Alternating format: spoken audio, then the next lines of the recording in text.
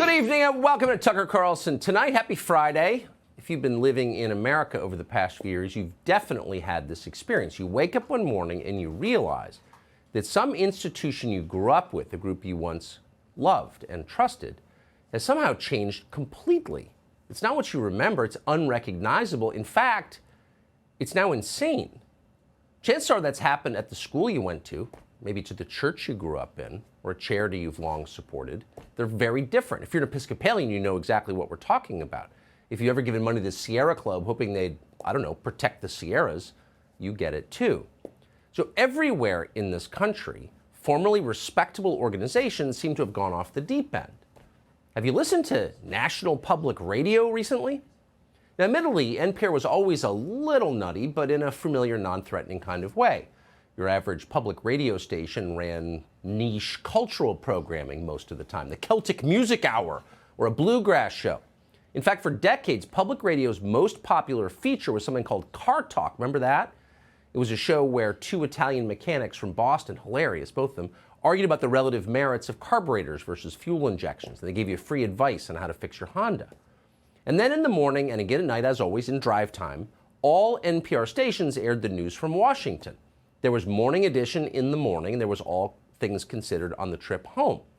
NPR anchors were left of center, obviously, but more than anything, they were self-consciously upmarket. They spoke in comically stilted voices designed to suggest deep erudition. You could imagine them reading a lot of Rilke in their spare time and having complicated opinions about wine. This is NPR, they'd say, National Public Radio. It was all pretty amusing, easy to mock, but it was basically harmless. NPR didn't call for violent revolution or denounce white people as demons. That did happen on some radical stations like Pacifica, but not at NPR. At NPR, they were just dopey, self-important 70s-style liberals, the kind with dangly earrings and composting bins in their yards. Not anymore. You ought to listen to NPR now. Actually, don't listen. We pulled the clips for you.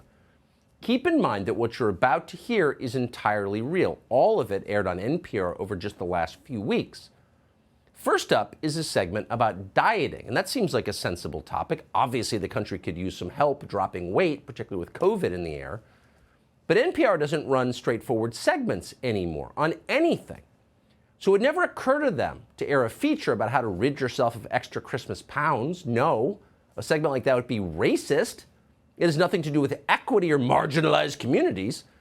So instead, here's how NPR approached dieting. Listen. I am a Chinese American non-binary therapist and psychologist and DEI consultant.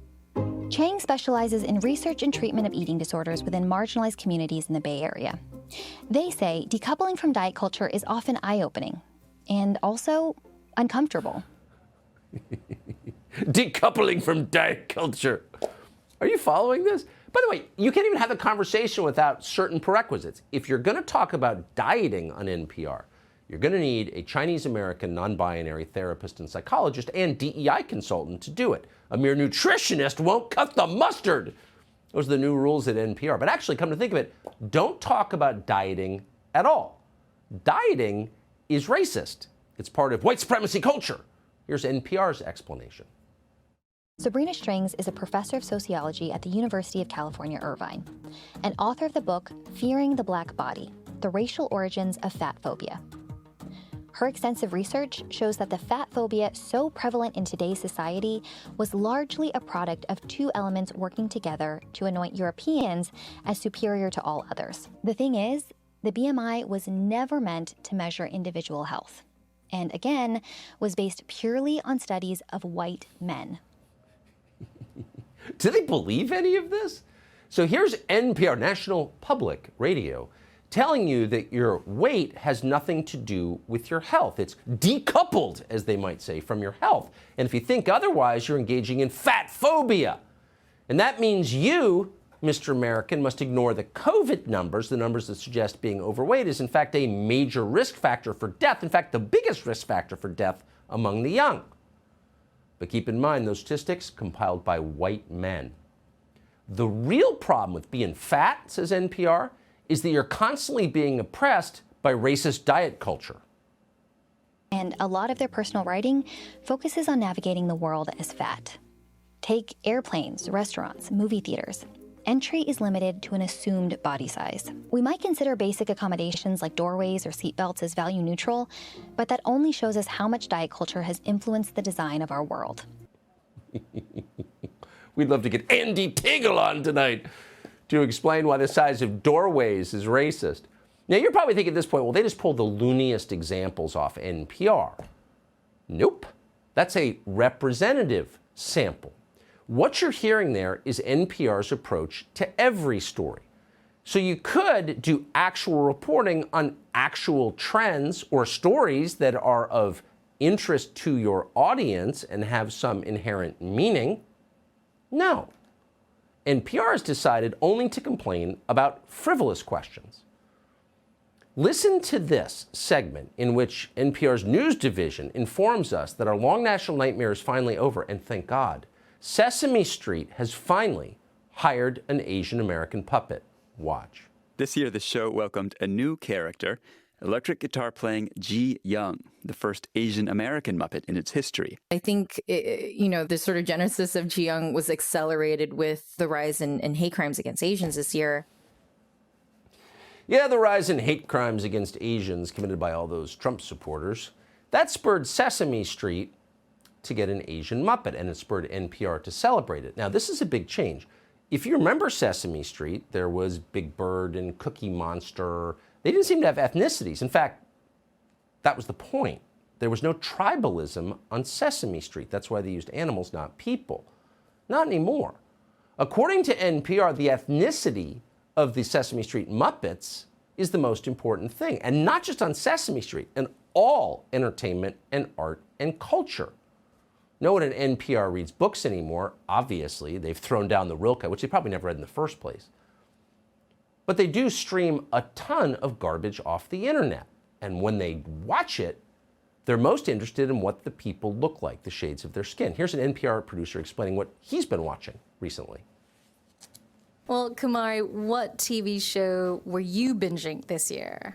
I was watching We Are Lady Parts. It's a musical comedy about a punk band in London that is made up of all Muslim women. It's a musical comedy about a punk band in London that's made up of all Muslim women. I mean, okay, I guess there's nothing wrong with that. But every story is a story about a musical comedy in London about a punk band of all Muslim women. I mean, really, the programming is like AI generated. That's all of NPR right now. Listen to the question this NPR personality asks about the new Matrix film. Emily, have you seen the latest Matrix film? I have indeed. It's wonderful. No, any additional trans allegories teased in the film, or is this something that maybe is being left for the first three? So if you're running a news organization, obviously one of the critical questions you're going to have to answer right up front is how many trans allegories are there in the Matrix? NPR is doing that. And we could go on and on. In fact, we could play you NPR's coverage about decolonizing hair salons and a lot more, but we'll stop because it's tiresome and this isn't NPR. But it is still not enough for NPR's own hyper-woke employees. National Public Radio has been so thoroughly radicalized, it's on the verge of destroying itself from within. Crystal Fleming, a sociologist, presumably studying marginalized communities, just released this assessment of NPR's toxic white supremacy. Quote, "The problem at NPR is white supremacy. That so few are saying this explicitly is telling indeed." By the way, notice the passive construction of the sentence and the word indeed. Signifiers of low IQ, just so you know. In any case, a former NPR co-host called Srinil Marajai agreed with this. Quote, "One thing I want to point out is the small percentage of Latino, Latina, Latinx employees who work at NPR. What are we now? We? 18.5% of the U.S. population, but only 7% at NPR. Not a good look." How upset about this can you be? The revolution always eats itself. And in NPR's case, it's kind of hard to weep about that. But here's the deepest irony of all. This is what you will enjoy the very most. So NPR spends all of its time attacking privileged white people. Privileged white people, white supremacy. But privileged white people are NPR's core audience. In fact, they're the only people who listen. And we check the audience numbers. Here's what they are.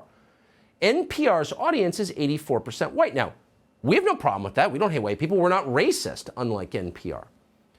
But for comparison, that's higher than the numbers at Fox News. Now, NPR is always claiming that Fox News is some kind of white supremacist organization.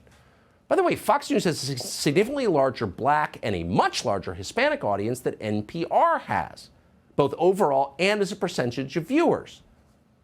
So who does listen to NPR? Well, you know exactly who listens to NPR. She just honked at you at an intersection for no reason. She was wearing a mask alone in her Subaru. Her picture's on the screen right now. The question is, do people like her really need more than $100 million in federal subsidies every year, which is what public radio still gets for some reason? Probably not, but then again, maybe so, or who are we to judge? Maybe angry, barren Subaru drivers with as many graduate degrees as they have bumper stickers deserve welfare too. Maybe they're a marginalized community. We're not sure. Hey, Sean Hannity here. Hey, click here to subscribe to Fox News YouTube page and catch our hottest interviews and most compelling analysis. You will not get it anywhere else.